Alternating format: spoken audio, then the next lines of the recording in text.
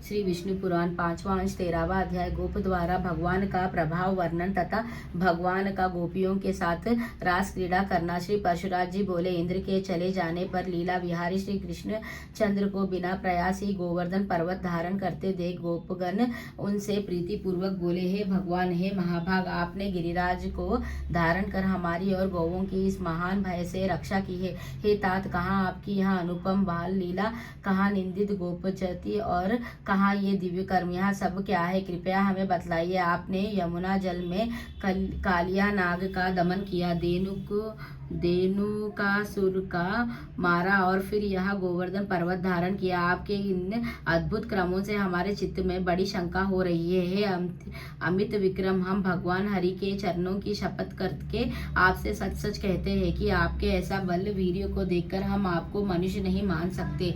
हे केशव, स्त्री और बालकों के सहित सभी ब्रजवासियों की आप पर अत्यंत प्रीति है। आपका यह कर्म तो देवताओं के लिए भी दुष्कर है। हे कृष्ण, आपकी यहाँ बाल्य अवस्था, विचित्र बल, वीर्य, हम जैसे नीच पुरुषों में जन्म लेना है, अम्यतमान, ये सब बातें विचार करने पर हमें शंक में डाले देती है।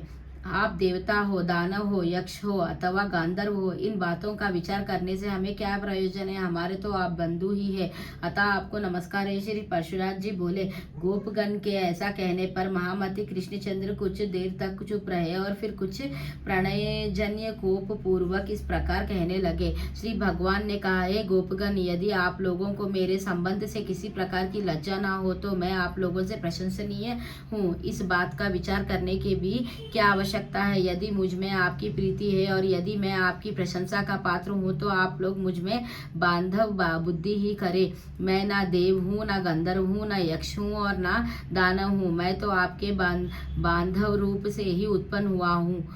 आप लोगों को इस विषय में और कुछ विचार ना करना चाहिए। श्री परशुराम जी बोले, हे महाभाग, श्री हरि के प्रणय को युक्त होकर कहे हुए इन वाक्यों को सुनकर वे समस्त गोपगण चुपचाप वन को चले गए। तब श्री कृष्णचंद्र ने निर्मल आकाश, शरद चंद्र की चंद्रिका और दिशाओं को सुशोभित करने वाले विकसित कुमुदिनी तथा वनखंडी को मुखर मधुकरों से मनोहर देखकर गोपियों को साथ रमन करने की इच्छा की। उस समय बलराम जी के बिना श्री मुरली मनोहर स्त्रियों को प्रिय लगने वाला अत्यंत मधुर, असुफुट एवं मृदुल पद ऊंचे और धीमे स्वर से गाने लगे। उनकी उस सुरमय गीत ध्वनि को सुनकर गोपियां अपने अपने घरों को छोड़कर तत्काल जहाँ श्री मधुसूदन थे वहाँ चली आई। वहाँ आकर कोई गोपी तो उनके स्वर में स्वर मिलाकर धीरे धीरे गाने लगी और कोई मन ही मन उन्हीं का स्मरण करने लगी। कोई हे कृष्ण ऐसा कहती हुई लज्जोवश संकोचित हो गई और कोई प्रेमोन्मंदिन होकर तुरंत उनके पास जा खड़ी हुई। कोई गोपी बाहर गुरुजनों को देखकर अपने घर में ही रहकर आंख मूंद कर तन्मय भाव से श्री गोविंद का ध्यान करने लगी तथा कोई गोप कुमारी जगत के कारण परब्रह्म स्वरूप श्री कृष्णचंद्र का चिंतन करते करते मूर्छावस्था में प्राण पाने के रुक जाने से मुक्त हो गई, क्योंकि भगवत यान के विमल अहोदा से उसकी समस्त पुण्य राशि क्षीण हो गई और भगवान की अप्रति के महान दुख से उसके समस्त पाप लीन हो गए थे। गोपियों से घिरे हुए रास रंभा रूप रस के लिए उत्कंठित श्री गोविंद ने उस शरचंद्रो सुशोभित रात्रि को रास करके सम्मानित किया। उस समय भगवान कृष्ण के अन्यत्र चले जाने पर कृष्ण चेष्टा की अधीन हुई गोपियां युक्त बनाकर वृंदावन के अंदर विचारने लगी। कृष्ण में निबुद्धि चित्त हुए वे वज्रगणाएं परस्पर इस प्रकार वार्तालाप करने लगी। उसमें से एक गोपी कहती थी, मैं ही कृष्ण हूँ, देखो कैसी सुंदर चाल से चलता हूँ, तन की मेरी गति तो देखो। दूसरी कहती, कृष्ण तो मैं हूँ, आहा मेरा गाना तो सुनो। कोई अन्य गोपी भुजाएं टुकहो कर बोल उठती, अरे दुष्ट कालिया, मैं कृष्ण हूँ, तनिक ठहर तो जा। ऐसा कहकर वह कृष्ण के सारे चरित्रों का लीला पूर्वक अनुकरण करने लगती। कोई और गोपी कहने लगती, अरे गोपगण, मैंने गोवर्धन धारण कर लिया है, तुम वर्षा से मत डरो, निशंक होकर इसके नीचे आकर बैठ जाओ। कोई दूसरी गोपी कृष्ण लीलाओं को अनुकरण करती हुई बोलने लगती, मैंने धेनुकासुर को मार दिया है, अब यहाँ कोई स्वच्छंद होकर विचारें। इस प्रकार समस्त गोपियां श्री कृष्णचंद्र की नाना प्रकार की चेष्टाओं में व्यग्र होकर साथ साथ अति सुरमय वृंदावन के अंदर विचारने लगी। खिले हुए कमल जैसे नेत्रों वाली एक सुंदरी गोपगण स्वर्ग पुलकित हो पृथ्वी की ओर देखकर कहने लगी, अरे अली आली, ये लीला ललित गमी कृष्णचंद्र के ध्वज वज्र अंकुश और कमल आदि की रेखाओं से सुशोभित पद चिन्ह तो देखो, और देखो उनके साथ कोई पुण्यवती मती युवती भी आ गई है। उसके ये घने छोटे छोटे और पतले चरण चिन्ह दिखाई दे रहे हैं। यह निश्चय ही दामोदर ने ऊंचे होकर पुष्प चयन किए हैं। इसी कारण यहाँ उन महात्मा के चरणों के केवल अग्रभाग ही अंकित हुए हैं। यहाँ बैठकर उन्होंने निश्चय ही किसी बड़भागिनी का पुष्पों से श्रृंगार किया। अवश्य ही उसने अपने पूर्व जन्म में सर्वात्मा श्री विष्णु भगवान की उपासना की होगी।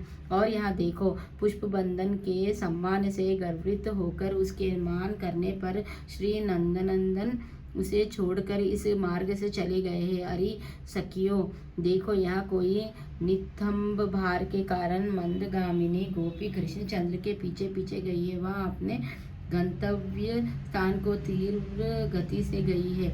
इसी से उसके चरण चिन्हों के अग्रभाग कुछ नीचे दिखाई देते हैं।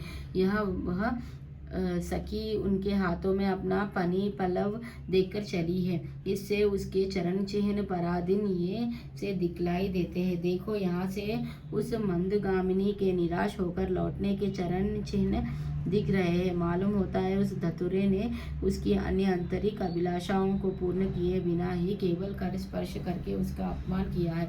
यहाँ कृष्ण ने अवश्य उस गोपी से कहा है, तू यहाँ बैठ, मैं शीघ्र ही जाता हूँ। इस वन में रहने वाले राक्षसों को मारकर पुनः तेरे पास लौट आऊंगा। इसीलिए यहाँ उनके चरणों के चिन्ह शीघ्र गति से दिख रहे हैं। यहाँ से कृष्णचंद्र गहन वन में चले गए हैं। इसी से उनके चरण चिन्ह दिखलाई नहीं देते। अब सब लौट चलो। इस स्थान पर चंद्रमा की किरणों से नहीं पहुंच सकती। तदंतर वे गोपियाँ कृष्ण दर्शन से निराश होकर लौट आई और यमुना तट पर आकर उनके चरित्रों को गाने लगी। तब गोपियों ने प्रसन्न मुख गोविंद त्रिभुवन रक्षक लीला बिहारी श्री कृष्णचंद्र को वहां आते देखा। उस समय कोई गोपी तो श्री गोविंद को आते देखकर अति हर्षित हो केवल कृष्ण कृष्ण कृष्ण इतना ही कहती रह गई और कुछ ना बोल सकी। कोई प्रणय को वश अपनी भृगभंगी से ललट सिकोड़ कर श्री हरि को देखते हुए अपने नेत्र रूप भ्रमोर द्वारा उनके मुख कमल का मकरंद पान करने लगी। कोई गोपी गोविंद को देख नेत्र मुंद कर उन्हीं के रूप का ध्यान करती हुई योग रूढ़ सी बसित होने लगी। तब श्री माधव किसी से प्रिय भाषण करके, किसी को और भृंग भंगी से देखकर और किसी का हाथ पकड़कर उन्हें मारने लगे। फिर उदार चरित श्री हरि ने उन प्रसन्न चित्ता गोपियों के साथ रास मंडल बनाकर आदर पूर्वक रमन किया, किंतु उस समय कोई भी गोपी कृष्णचंद्र की सन्निधि को ना छोड़ना चाहती थी। इसीलिए एक ही स्थान पर स्थिर रहने के कारण रसोचित मंडल ना बन सका। तब उन गोपियों से एक एक का हाथ पकड़ श्री हरि ने रास मंडल की रचना की। उस समय उनके कार स्पर्श से प्रत्येक गोपी का आंखें आनंद से मूंद जाती थी। तदंतर रास क्रीड़ा आरंभ हुई। उसमें गोपियों के चंचल कंकनों की झनकार होने लगी और फिर क्रमश शरद वर्णन संबंधित गीत होने लगे। उस समय कृष्णचंद्र चंद्रमा चंद्रिका और कुमुद वन संबंधी गान करने लगे, किंतु गोपियों ने तो बारंबार केवल कृष्ण नामक का ही गान किया। फिर एक गोपी ने नृत्य करते करते थककर चंचल कंकनी की झनकार से युक्त अपनी बहुलता श्री मधुसूदन के गले में डाल दी। किसी निपुण गोपी ने भगवान के गाने की प्रशंसा करने के बहाने भुजा फैलाकर श्री मधुसूदन को आलिंगन करके चूम लिया। श्री हरि के भुजाएं गोपियों के कपलों की चुंबन पाकर उन कपालों को में पुलकावली रूप ध्यान के उत्पत्ति के लिए स्वदेव रूप जल के मेघ बन गई। कृष्णचंद्र जितने उच्च स्वर से रसोचित गान गाते थे, उससे दूने शब्द से गोपियां धन्य कृष्ण की ही ध्वनि लगा रही थी।